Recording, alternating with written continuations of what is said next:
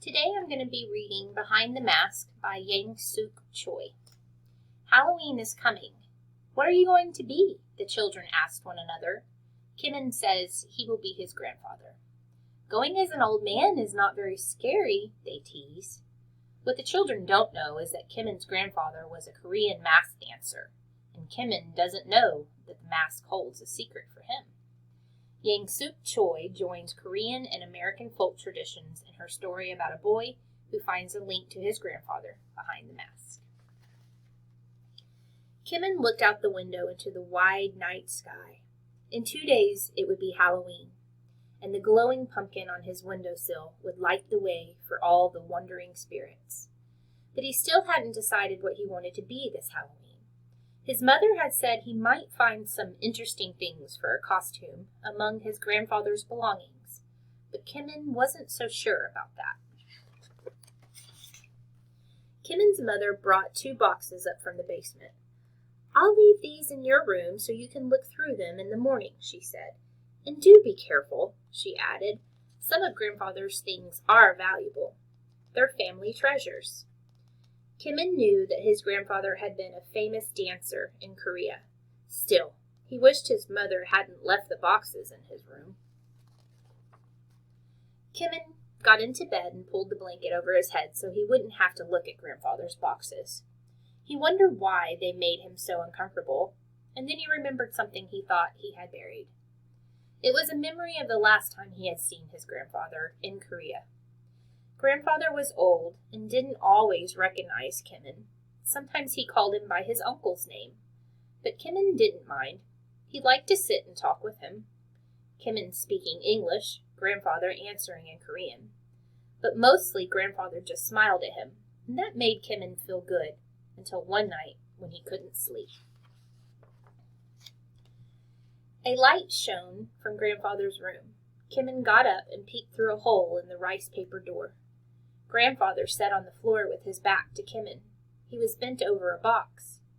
Kimin was happy to see that his grandfather was awake too, and opened the door.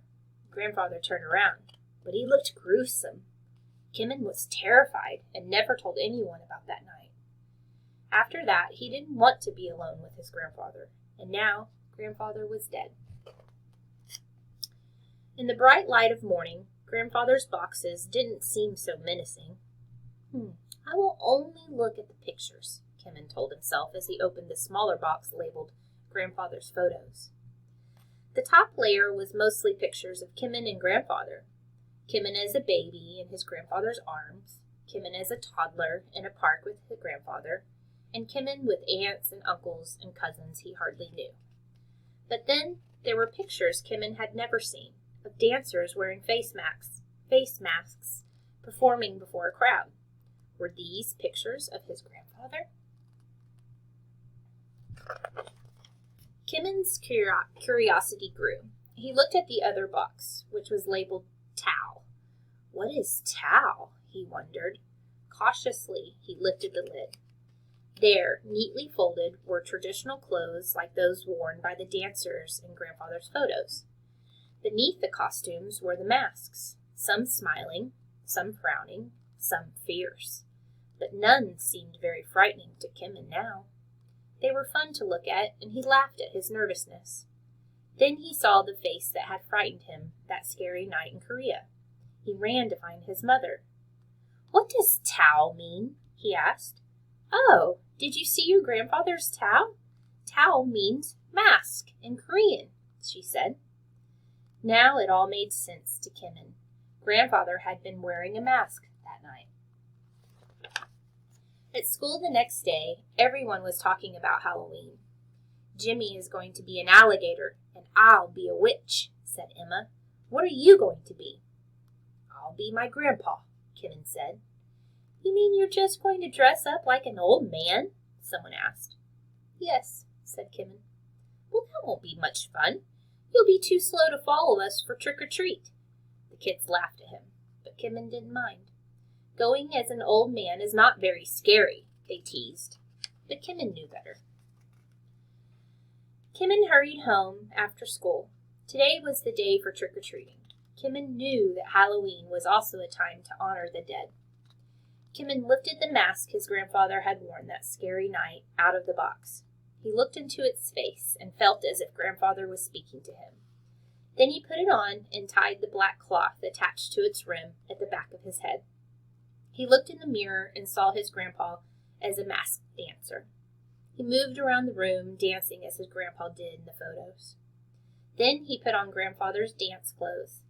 They were too big, but that didn't matter. His costume was complete. Kimmin called goodbye to his mother. "Come home before dark," she answered, and he slipped out of the house before she could see what he was wearing. It was a family treasure. When he got to the street, he heard whispers and footsteps behind him. "What are you?" a voice asked. "I'm a mask dancer," answered Kimmin. Children in disguises surrounded him. "Show us your dance," said an alligator. Kimmin started dancing. The children watched in awe. "Do you want to trick-or-treat with us?" the tuna asked. The masked dancer nodded. So they went from house to house singing their song.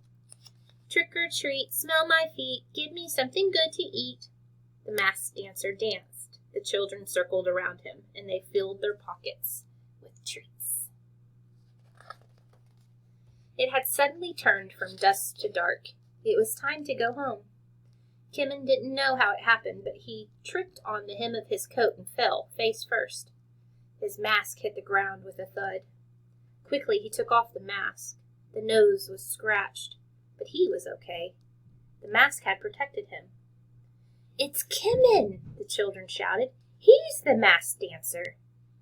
"Yes, but now I have to go," cried Kimmin. He knew that his mother would be angry with him, and what would grandfather have thought? Kimmin's mother was waiting for him. "Is that what you wore? Grandfather's dance clothes and his mask?" She looked surprised, and then pleased, until she saw the scratches on grandfather's mask. Kimmin's heart was beating fast. His face was as pale as the mask as he started to tell his mother what had happened. Then the doorbell rang. Kimmin opened the door, and there stood all the children he had gone trick-or-treating with. "Something fell out of your mask when you took it off," they said. The dragon handed Kimmin a piece of folded paper. Kimmin opened it. "What does it say?" the children asked. "I don't know, because it's written in Korean," said Kimmin, handing the paper to his mother. She looked at it and then translated it out loud. "Kimmin, behind the mask, my spirit remains. I want you to have it. Time will pass, and the mask will get old, but I will be with you always. From Grandfather." "It's a letter from your grandpa," the children exclaimed. A smile lit up Kimmin's face. "Why don't you show your friends your grandfather's other towel and his photographs?" his mother said. Kimmin took the children to his room. They looked at the masks and the pictures, and soon everyone was dancing. Later that night, Kimmin and his mother hung grandfather's masks on the wall above his bed. "I'm happy that you wanted to be your grandfather today," said his mother. "And don't worry about the mask. Grandpa would be happy that you found it." In his heart, Kimmin knew that that was true. The end. There's an author's note. Talcum, a masked dance, is a traditional Korean folk dance. Masked dancers, traditionally peasants and farmers, enact dramas in song and dance, often criticizing and making fun of the ruling class. Characteristic and charming features of Talcum are its free and witty expression of emotions and the interaction between performers and audience. Toward the end of a play, the audience joins the dancers in a lively finale. Talcum performances are usually held outdoor. Like the video if you enjoyed this story, and subscribe. Thank you.